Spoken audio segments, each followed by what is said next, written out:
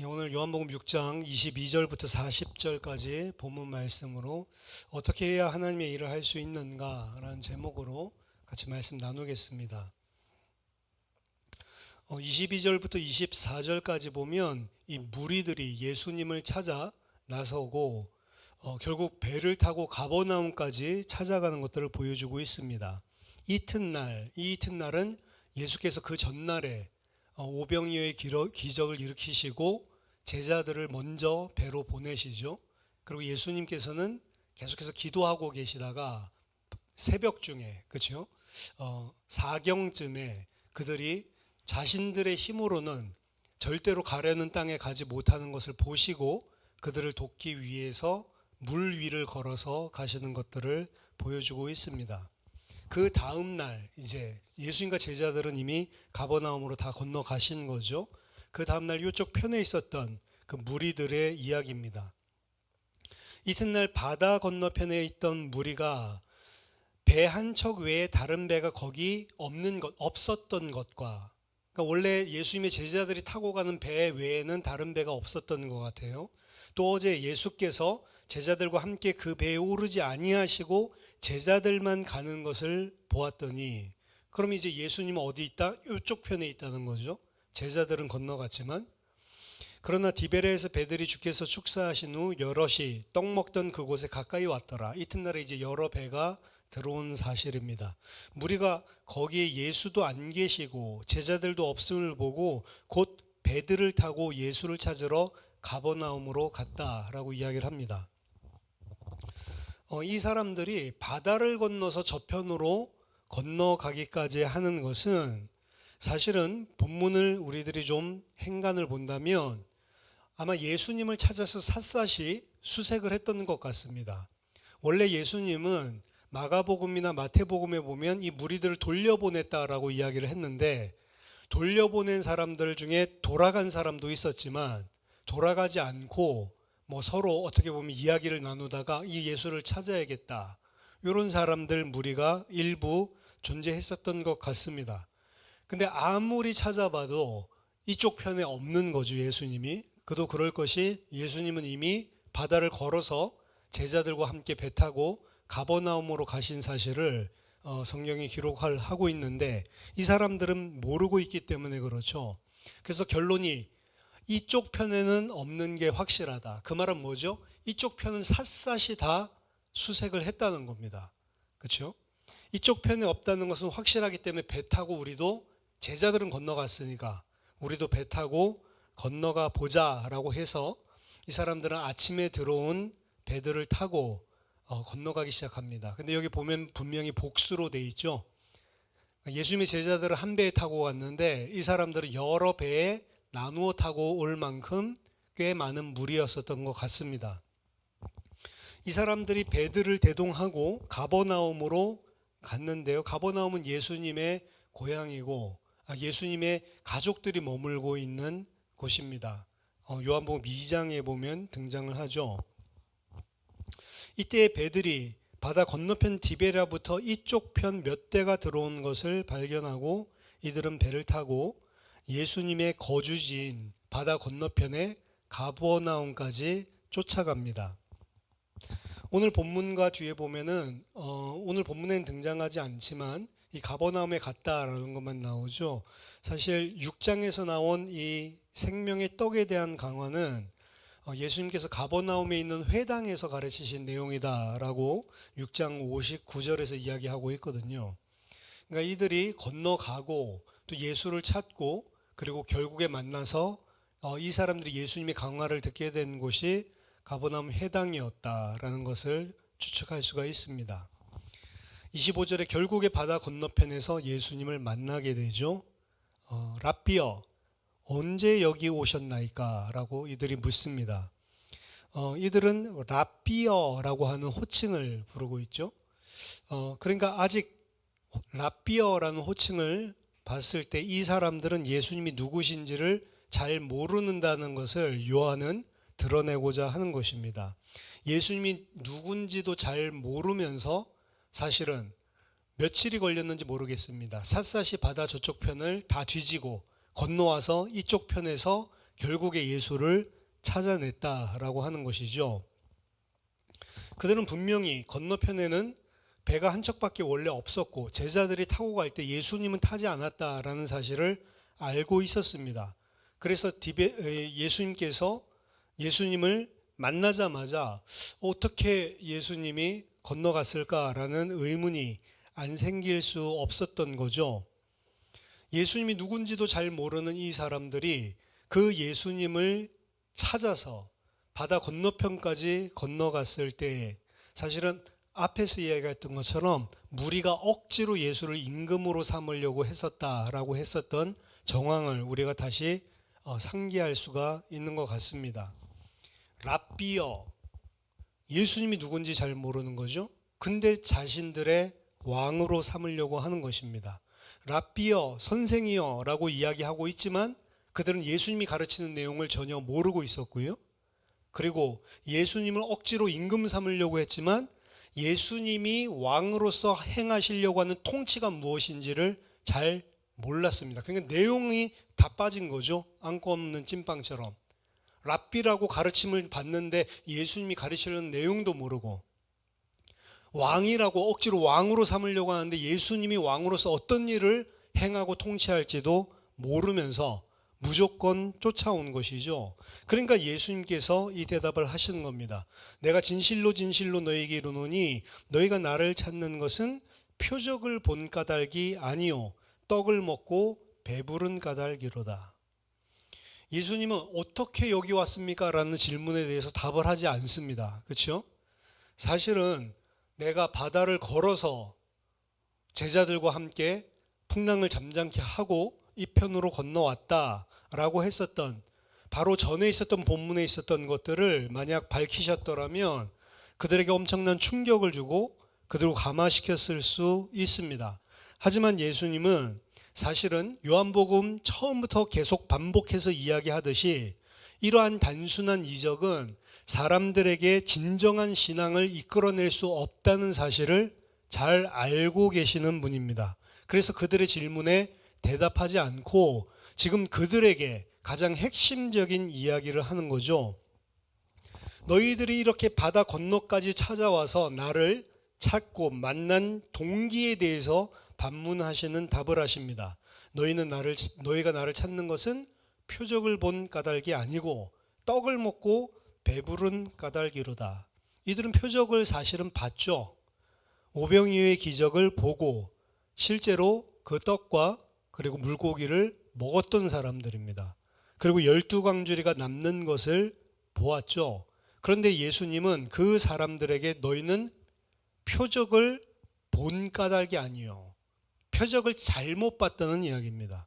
그러니까 이 사람들은 표적의 피상적인 면만을 본 것입니다. 아, 이 예수라는 선생이 엄청난 능력이 있구나, 이런 피상적인 것만 본 것이죠. 진짜 그 표적이 무엇을 가리키는지에 대해서는 보지 못했다라고 하는 것입니다. 오병이어의 기적은 그들을 먹고 배부르게 해줬고 무리는 그것이 좋아서 그것을 바라고서 예수님을 떠나지 않고 계속해서 따라다니고자 했던 것입니다. 여기서 그들이 먹고 배불렀기 때문에 예수님을 쫓아왔다라고 하는 것은 이제 빵을 계속 얻어먹을 수 있겠구나, 빵만을 이야기하는 게 아닙니다. 이들이 사실은 예수를 임금 삼으려고 했던 것은 우리를 빵 만들어 줄 수 있겠구나, 그러니까 예수를 임금 삼아서 우리가 빵 얻어 먹어야지, 그렇게 임금을 삼으려고 했던 게 아니거든요.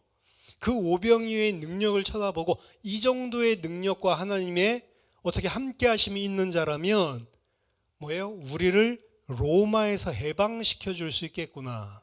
정치적인 지도자, 군사적인 지도자. 그러니까 이들이 예수님을 자신들의 육신적인 동기를 이룰 민족 해방, 그리고 민족의 번영을 이룰 자로 생각했기 때문에 쫓아왔고, 예수님은 그것을 보고 뭐라고 이야기하냐면 너희가 빵을 먹고 떡을 먹고 배부르기 때문에 그것을 쫓아온 것이다, 육신을 쫓아서 왔다는 이야기입니다. 그러니까 단순하게 이 사람들이 가난하니까 먹고 살아야지 이야기가 아니고 육신을 쫓아서 온 거예요. 이들은 예수를 육신적인 임금으로 삼으려고 했고 메시아도 육신적인 메시아라고 생각을 한 것입니다. 그게 뭐냐? 떡을 먹고 배부르는 것, 육신적인 것을 통해 자기의 욕망을 채우는 것, 그렇게 이야기를 하고 있는 겁니다. 그들은 예수님이 누구신지도 정확하게 알지 못하고 자신들이 이해하는 방식으로 예수님을 오해했고, 자신들이 가지고 있었던 육신적인 동기, 욕망을 채우기 위해서 예수님을 쫓아왔다라고 예수님께서 이야기하시는 겁니다. 그래서 예수님께서 썩을 양식을 위하여 일하지 말고 영생하도록 있는 양식을 위하여 하라. 이 양식은 인자가 너희에게 주리니 인자는 아버지 하나님께서 인치신 자니라. 두 가지 이야기를 하죠. 썩을 양식을 위해서 일하지 말라. 반대로 영생하도록 있는 양식을 위하여 일하라 라고 말씀하십니다. 즉 썩은 양식을 위해서 일한다는 건 뭐냐? 지금 무리들이 하고 있는 그 일, 육신적인 동기와 목적을 예수님께서는 썩을 양식을 위해서 일하는 거다라고 이야기하는 겁니다. 예수님을 쫓아오고 예수님을 믿음에도 불구하고 왜 그렇게 하시는 거냐?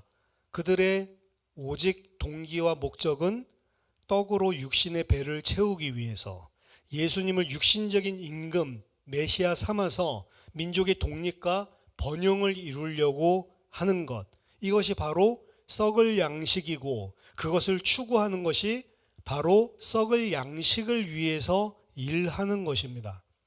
영생하도록 있는 양식은 하나님이 보내신 인자가 너희들에게 준다라고 이야기하시고, 이게 바로 예수님께서 주려고 하시는 거죠. 이게 바로 예수님께서 메시아가 되셔서 하나님의 백성들에게 허락하려고 하는 것이었습니다. 이 말씀은 또한 아래에 있는 모세의 이야기와 연동해서 본다면 모세와 예수님을 대조시키는 것이기도 했습니다. 뒤에 보면 당신이 무슨 표적을 보여주겠습니까? 우리 조상들에게 하늘에서 만나를 내려줬다 모세가, 이 이야기를 하는데, 랍비들은 후대의 랍비지만 이것이 1세기 당시에서도 있었던 사상이라고 보통은 생각을 합니다. 후기의 랍비들은 첫 구속자인 모세를 어떻게 생각해요? 첫 번째 구속자라고 생각을 했습니다. 근데 첫 구속자인 모세가 그러했듯이 나중에 오는 구속주인 메시아도 하늘로부터 만나를 내려줄 것이다 라고 주장했습니다. 그러니까 구속자의 특징이 뭐냐? 하늘로부터 만나를 준다는 거죠. 모세도 그러했고, 그리고 나중에 오실 구속자 메시아도 하늘로부터 만나를 내려줄 것이다. 하지만 모세가 이스라엘에게 어떻게 보면 내려준, 사실은 하나님이 내려주신 건데 모세를 이 사람들은 강조하는데 하나님이 주신 거죠. 모세가 이스라엘에게 준 만나는 사실은 하루만 지나면 썩었죠. 부패했죠. 썩어서 없어질 것이었습니다. 즉 그 만나, 모세를 통해서 광야에서 이스라엘 백성에게 허락하신 그 만나는 육신의 필요를 채워줄 양식에 불과했었던 것이죠. 하지만 예수님, 하나님이 보내신 인자가 그들에게 주는 양식은 썩지 않는 양식, 영생을 주기 위해서 영생하도록 있는 양식이다라고 이야기를 하십니다. 그래서 하나님께서 인치시고 하나님께서 보내주신 메시아는 하나님의 백성들에게 뭘 주려고 하냐? 이 썩지 않을 양식을 통해서 영원한 생명을 주려고 하는 게 하나님의 목적이죠. 근데 이들이 생각하는 메시아는 육신적인 지금 뭔가 일을 이룰 메시아를 원하고 있는 것입니다. 영생을 줄 하늘의 만나, 생명의 떡, 참떡을 줘서 그들에게 영생을 주려고 하는 메시아는 그들이 원하는 메시아가 아니었습니다. 그렇기 때문에 너희들은 표적을 보고 오는 것이 아니고 지금 너희들이 추구하는 것은 썩을 양식, 없어질 것을 위해서 지금 일하고 있는 것이다 라고 지적을 합니다. 그러니까 이 사람들이 28절에 그들이 묻되 우리가 어떻게 하여야 하나님의 일을 하오리이까? 사실은 이 질문을 다시 하는 것을 봤을 때 이들은 예수님의 말씀을 전혀 이해하지 못하고 있습니다. 예수님의 말씀은 일을 하는데 전혀 초점이 없었어요. 예수님께서는 썩을 양식을 위해서 일한다라고 했을 때 그 썩을 양식이 뭐냐? 그 일을 하는 목표, 동기를 이야기하신 거라고요. 간단히 말하자면 물질적인 육신적인 메시아를 추구하는 것. 무엇 때문에 예수를 쫓아오는 행위는 좋은 거잖아요.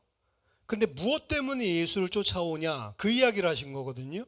너희는 썩을 양식을 위해서 지금 일하고 있다. 썩을 양식을 위해서 먹고 배부르기 때문에 나를 쫓아왔다라고 하는 것은 그들이 추구하고 있는 목표, 동기가 썩을 양식의 핵심이란 말이에요. 예수를 쫓아오는 그들의 일 자체가 틀린 것이 아니고, 그러니까 예수님을 찾아왔는데도 불구하고 예수님은 너희들은 나에게 오지 않는다라고 이야기를 하는 겁니다. 나중에 너희들은 영원한 생명을 주는 대속주 메시아를 목적으로 삼고 그것을 얻기 위해서 추구를 해야 되는데 지금 엉뚱한 것을 추구하고 있다는 거죠. 그런데 그들은 일 자체에만 초점이 맞춰져 있는 거예요. 우리가 어떻게 하여야 하나님의 일을 하오리까? 우리가 하나님의 일을 하기 위해서는 뭘 해야 되는 겁니까? 이런 질문 뒤에 있는 그들의 사상은 전형적인 유대인의 과오를 보여줍니다. 그들은 마치 하나님이 이것을 원하신다라고 하면 자기 자신들에게 하나님이 주실 것을 얻어내기 위해서 그 하나님이 명령하신 일을 할 수 있다라고 하는 착각을 가지고 있는 겁니다. 하나님이 무엇을 명령하시든지 간에 자신들은 그것을 할 수 있는 능력이 있다라고 지금 생각하고 있는 거예요. 그러니까 무슨 일을 하겠습니까? 그럼 이 일을 해라. 그럼 그 일을 하려고 하는 거죠. 영생은 그들의 능력으로 행하여 얻어낼 수 있는 것이 아닙니다. 영생은 하나님이 인자를 통해 주시는 은사요 선물이라는 거죠. 은사요 선물이라는 건 자기들의 노력의 대가로 받는 게 아니라는 의미입니다. 왜? 그들에게는 그럴 능력이 없기 때문에 은혜로 허락하시는 것이 영생인 거죠. 근데 그들의 지금 관점은 무엇인가를 우리가 그럼 행하면 썩지 않을 영생을 얻을 수 있는가? 이렇게 이야기를 하고 있는 것입니다. 29절 예수께서 대답하여 이르시되 하나님께서 보내신 일을 믿는 것이 하나님의 일이니라. 예수님은 너희가 무슨 일을 해가지고 영생을 얻는 것이 아니고 하나님께서 보내신 일을 믿는 것, 그것이 하나님이 원하시는 일이다.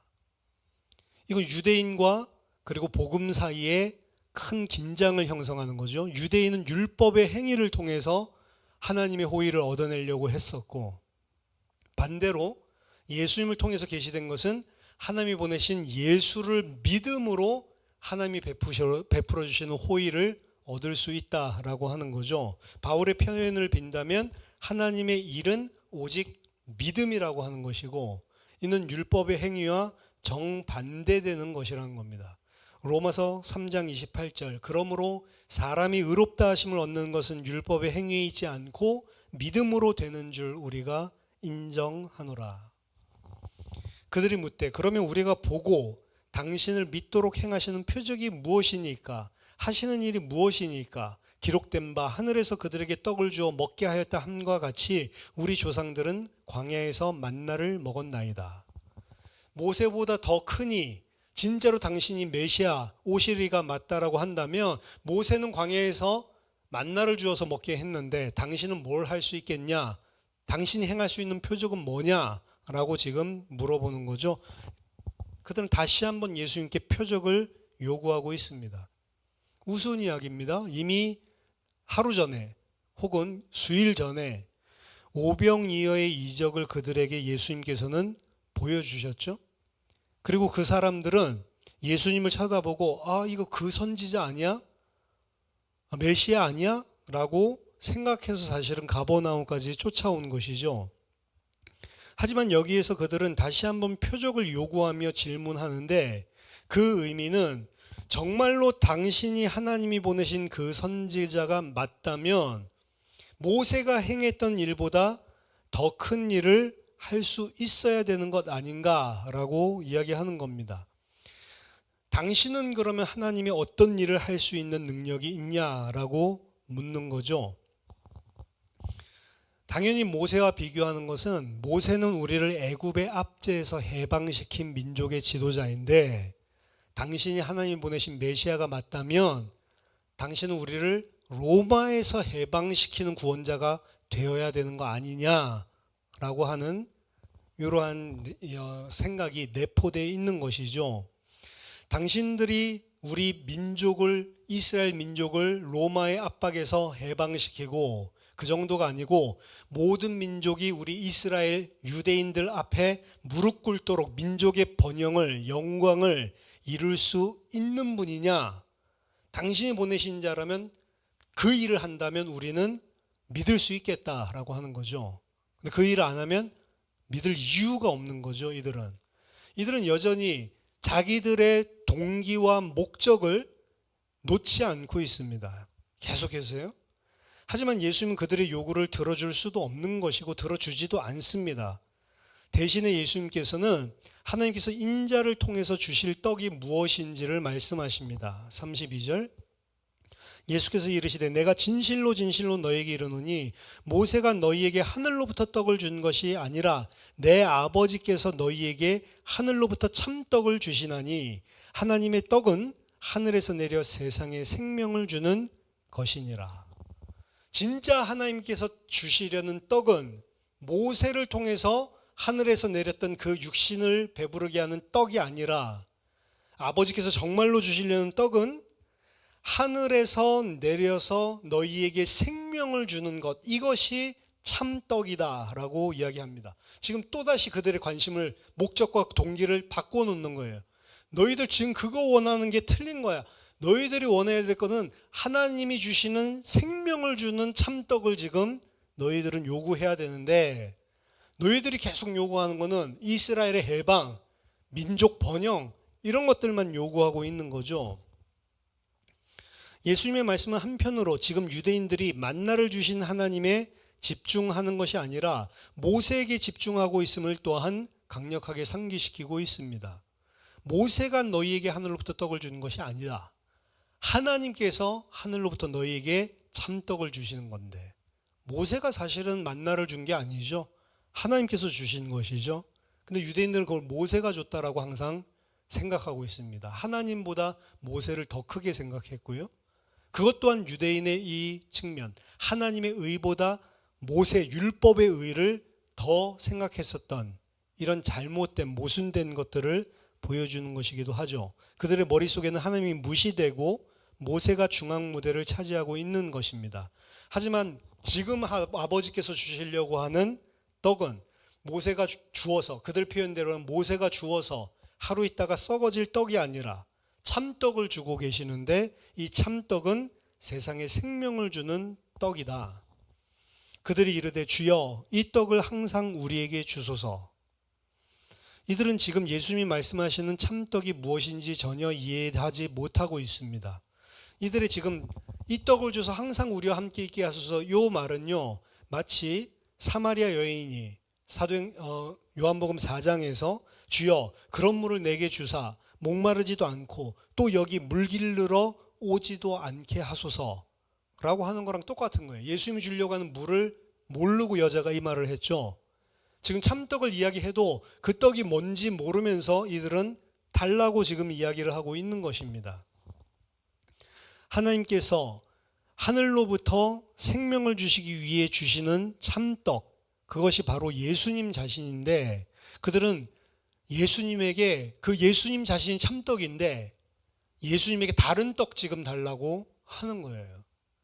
따라서 이제 예수님께서 방금 말한 하나님의 떡이심을, 참떡이심을 대놓고 밝히십니다. 35절 예수께서 이르시되 나는 생명의 떡이니 내게 오는 자는 결코 줄이지 아니할 터이요 나를 믿는 자는 영원히 목마르지 아니하리라. 내가 참떡이다. 지금 나한테 떡 달라고 그러는데 내가 바로 참떡이고 생명의 떡이다. 그런데 나는 그것을 먹는 것이 아니고 뭐라고 하죠? 그 참떡에, 생명의 떡에게로 오는 자는 결코 줄이지 않을 것이요. 그렇죠? 이게 육신적으로 예수님의 살을 먹는 게 아니죠. 뒤에서는 예수님의 살과 피를 먹고 마신다라고 표현하지만 그 먹고 마신다는 표현이 뭔지 여기 나타나 있는 거예요. 예수님을 먹는다는 것은 예수님을 실제로 먹는 게 아니고 예수님께 나아오는 것, 이렇게 이야기하고 있죠. 나에게 나아오는 자는 결코 줄이지 아니할 것이요. 또다시 대꾸 병행으로 나를 믿는 자, 나에게 나오는 게 뭐냐? 나를 믿는 것. 나를 믿는 자는 영원히 목마르지 아니하리라. 참떡, 그리고 영원한 생명을 주는 생명수, 4장과 지금 6장의 이야기가 동시에 나오는데, 예수님께 나오는 자, 그것이 참떡을 먹는 것이고, 예수를 믿는 자, 그 사람이 영원한 생명수를 먹는 것이다 라고 이야기하는 겁니다.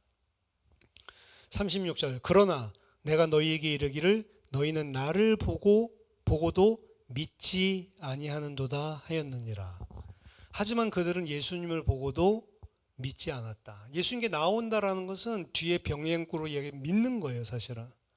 예수님께 나온다. 이 사람들도 육신적으로 나와왔잖아요.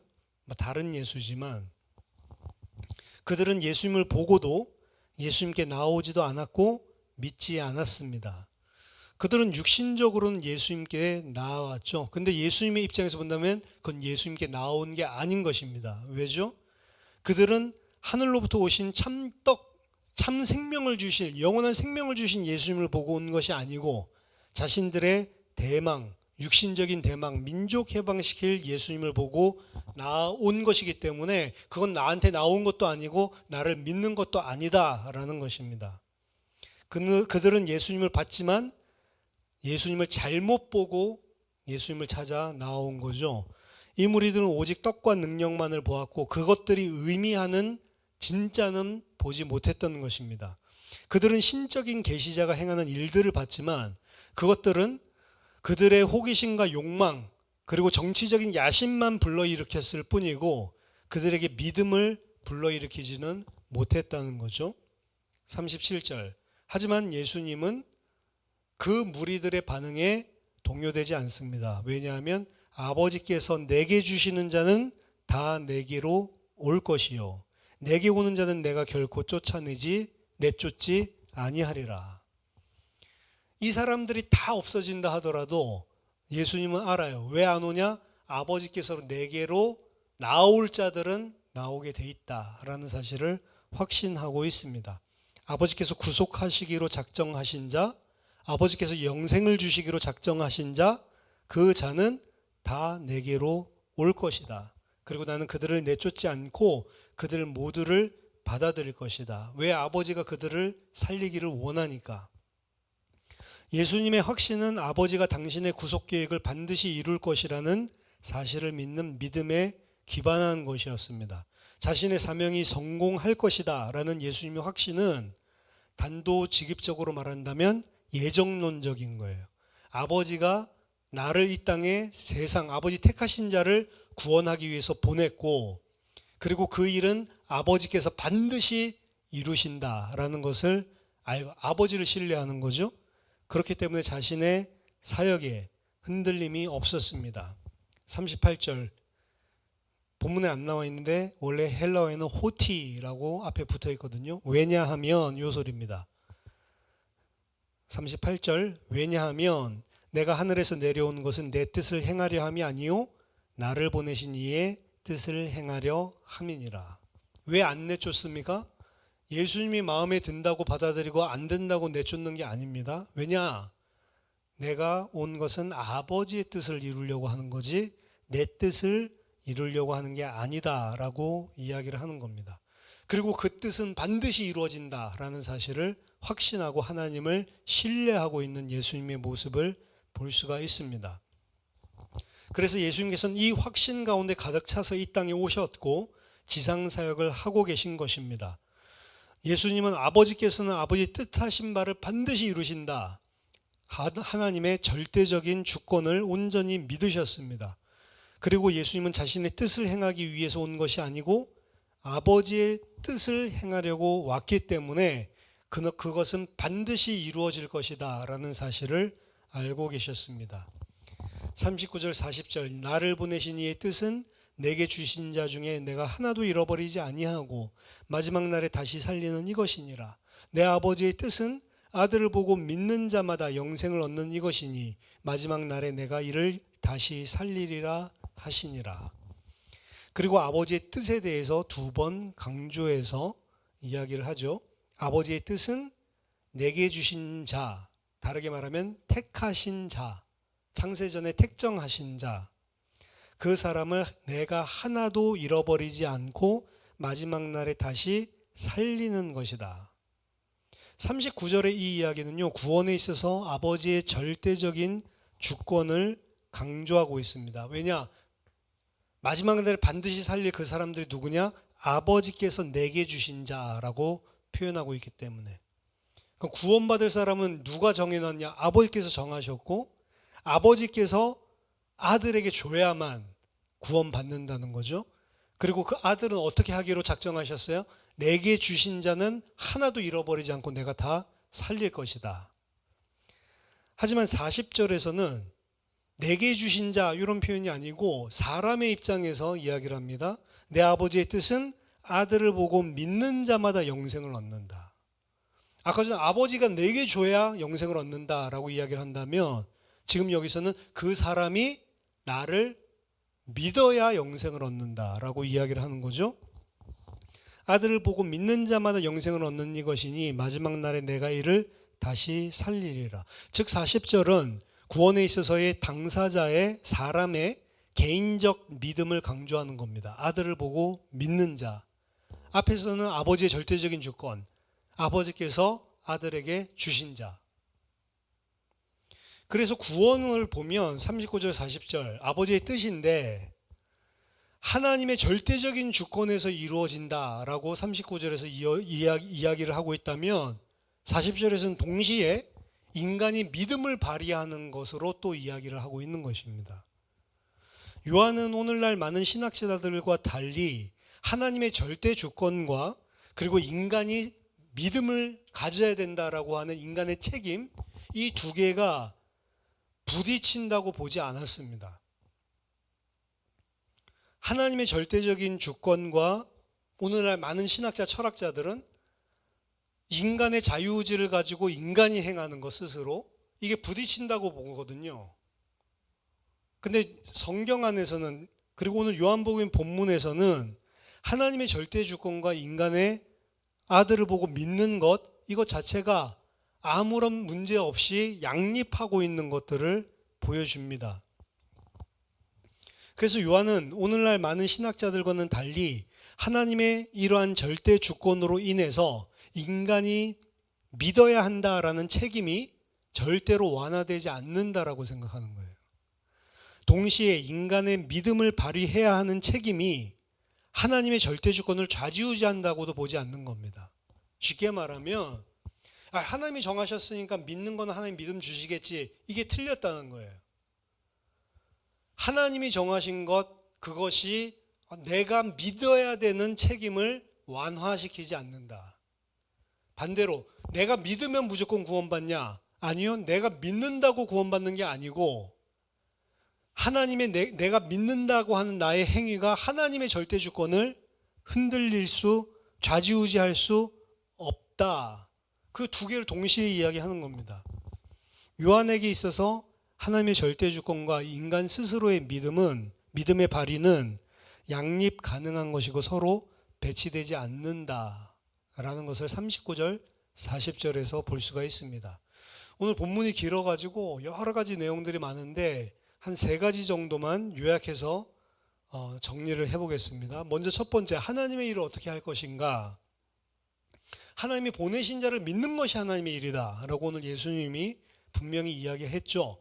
그런데 여기에서 하나님이 보내신 자를 믿는 것도 중요하지만 예수님이 더 중요하게 오늘 본문에서 이야기하고 있는 것은 그 하나님이 보내신 예수님을 어떤 분으로 믿는가, 그 내용이 더 중요한 겁니다. 그러니까 예수 믿는다고 하지만 그 예수를 오늘 무리들처럼 믿을 수가 있는 거예요. 그건 하나님과 전혀 상관이 없는 거죠. 예수님을 믿는다는 것은 예수님이 바로 하나님께서 우리에게 영생을 주시기 위해서 보내주신 구속자 그리스도이심을 믿는 것입니다. 그런데 문제는 아, 예수님이 그리스도다. 믿으면 되죠. 근데 그 그리스도의 내용이 뭐냔 말이에요. 예수 그리스도, 그리스도는 과연 무슨 일을 해주시는 분인가? 예수님이 그리스도신데 그 그리스도는 과연 우리에게 어떤 일을 해주시는 분인가?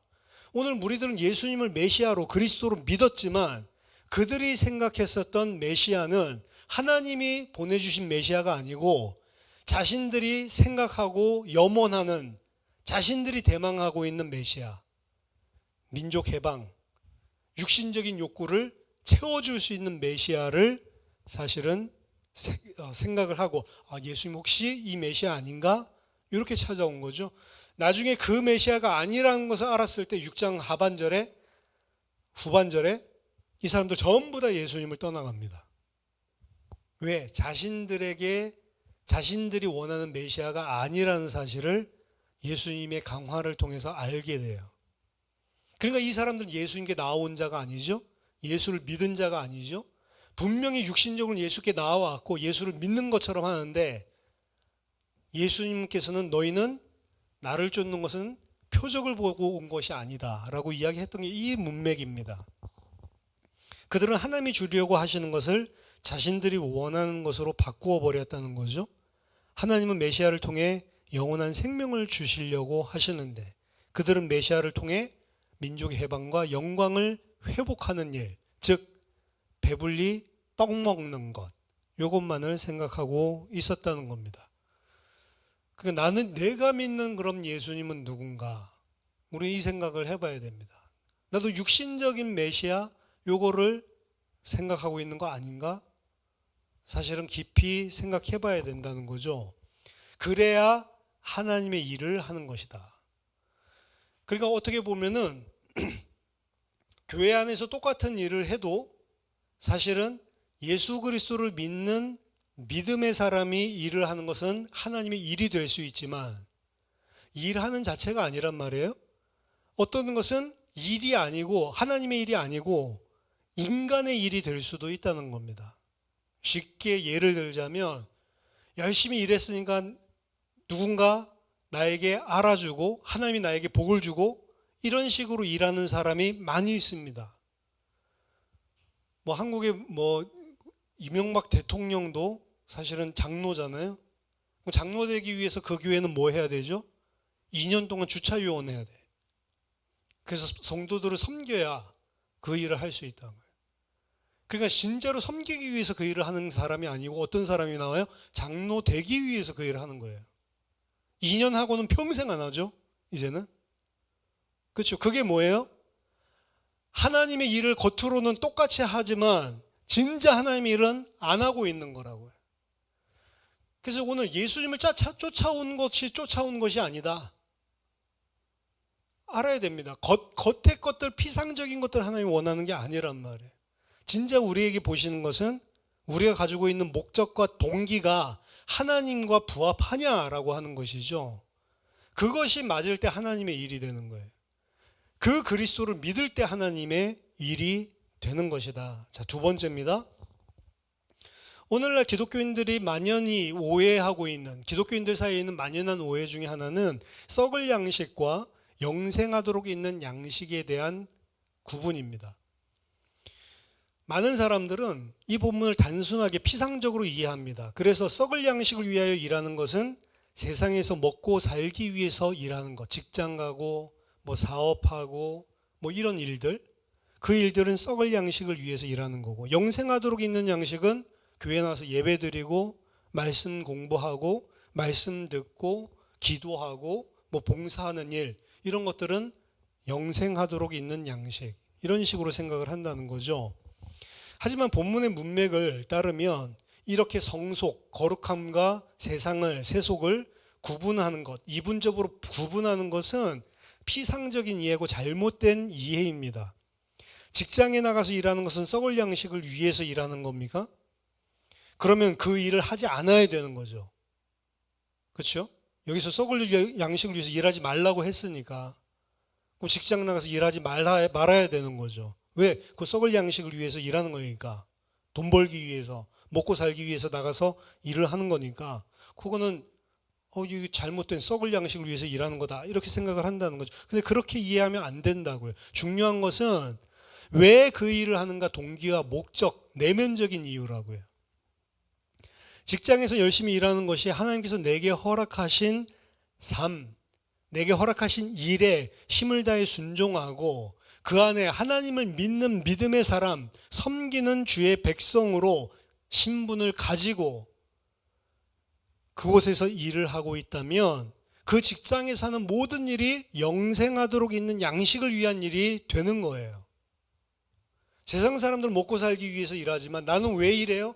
하나님이 내게 허락하신 것, 최선을 다하는 거죠. 순종하는 거죠. 그리고 그곳에서 하나님의 백성으로 사는 거죠. 그러면서 어떻게 해요? 그곳에서 하나님의 백성으로 섬길 수 있는 부분을 섬기기 위해서 일하러 가는 거죠.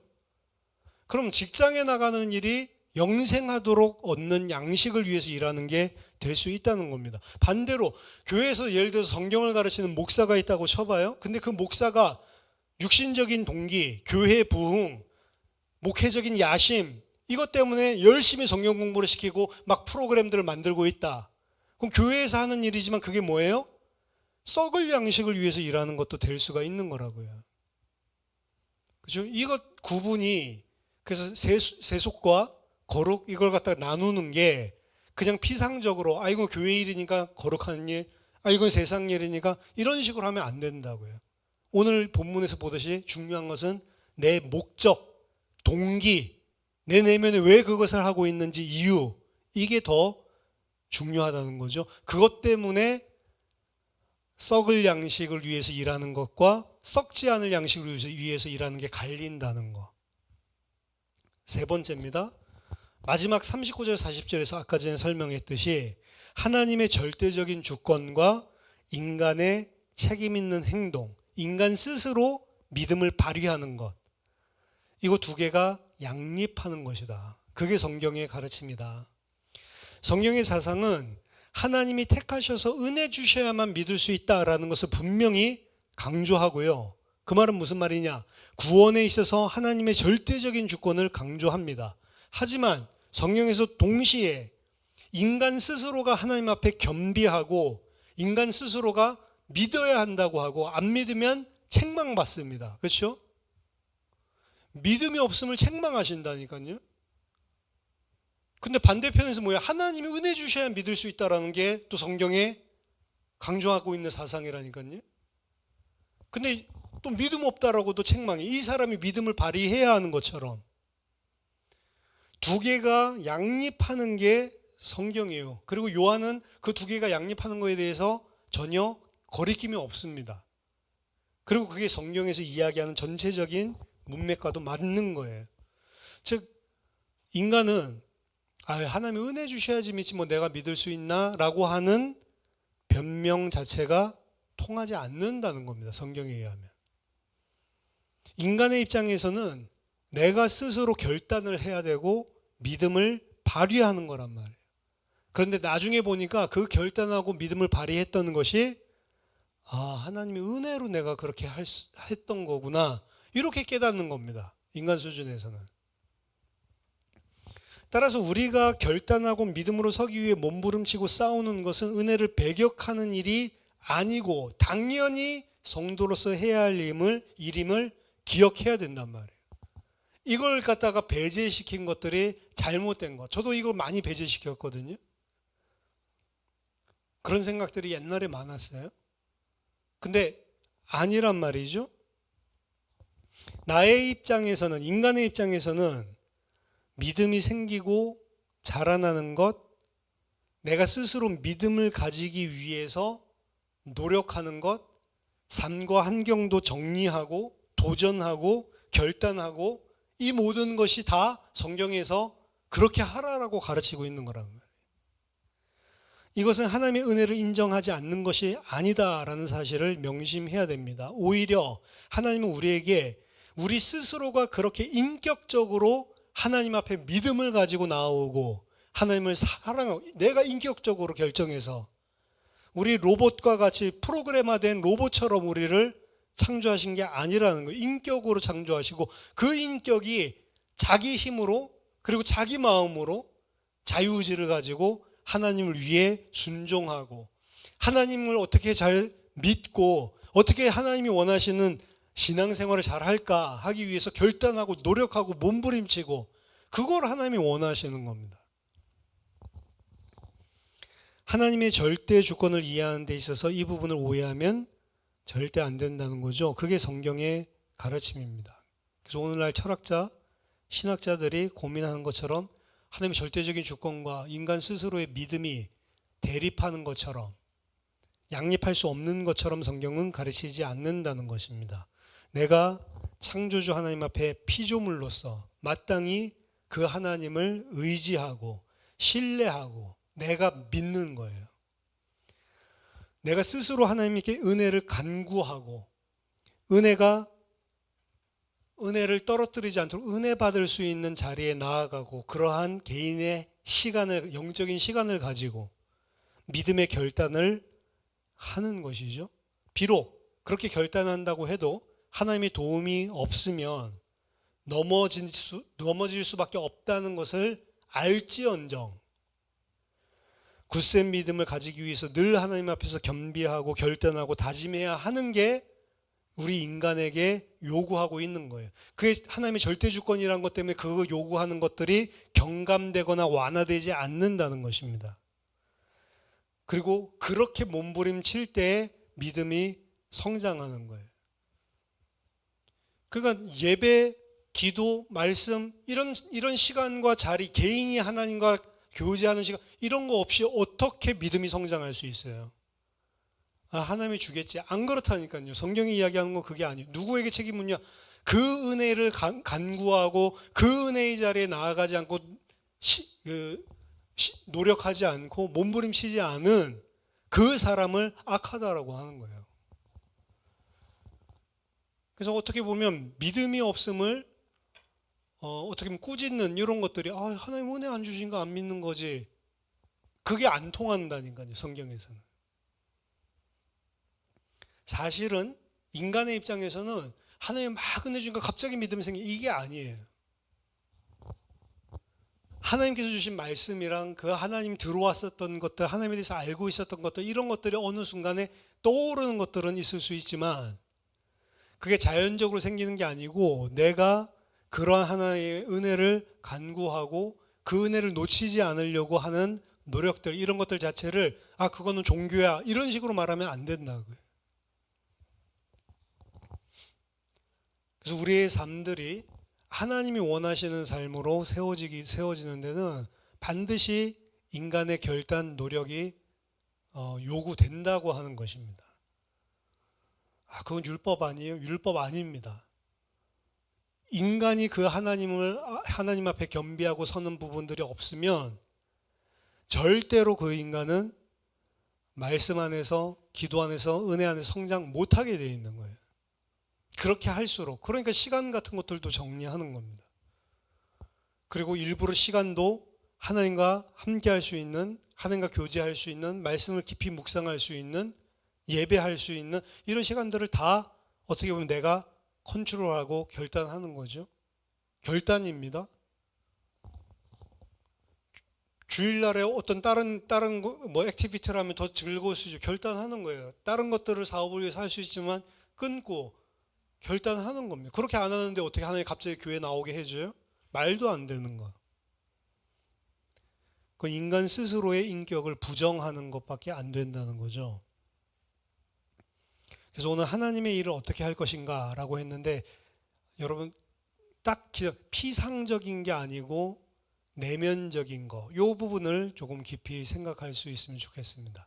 사실 오늘 본문 길고 내용들이 많기 때문에 각 절에서 말하는 부분들을 다 사실은 그 결론 부분에 담아내지를 못했어요. 그래서 이 본문을 잘 묵상하시고 그 안에서 여러분들이 하나님의 음성을 듣고 믿음의 사람으로 성장하고 결단하는 은혜가 있기를 예수 그리스도의 이름으로 축원합니다.